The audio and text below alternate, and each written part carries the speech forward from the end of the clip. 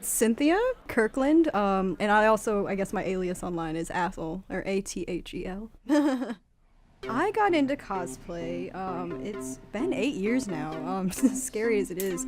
I was talking with my friend Tiffany, and we were talking about going to Otakon, and we heard that at these events you can run around and dress up like your favorite character, and we were like, that's awesome! So the hobby just exploded from there, really.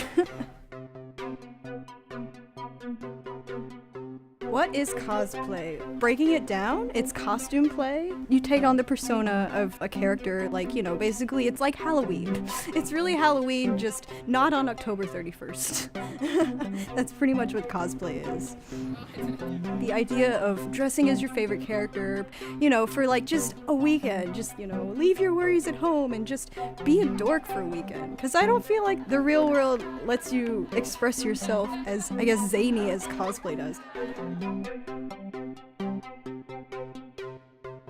You don't have to spend tons and tons of money to make a great cosplay. I mean, like, Mara is almost entirely paper mache. I actually used a dog toy, and it was a ball, a squeaky ball, and I cut it in half for his eyeballs. And then his mane, his big mane of fur, to form it, I used one of those neck braces when your dog breaks his neck. And so I formed the fur over that, and so it has that nice fanning out funnel shape. I mean, it took me like about a month of work, but it was cheap and durable, and it's so creative. It lets you like just unleash yourself and unleash your insanity to the world.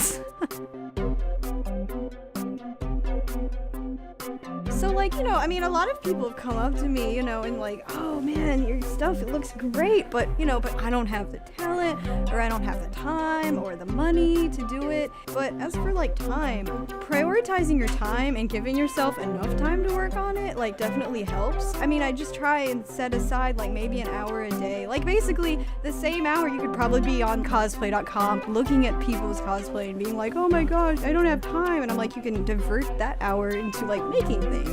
And then the skill, like, honestly, it'll come. And like I said, like, conventions and cosplay, it's a pretty supportive environment. I mean, and if you see a great cosplayer on cosplay.com or at a convention, you know, go up to them and ask them how they did something. I mean, they think it's a compliment that you're asking them about how they did something and how you think it's, like, you know, pretty great.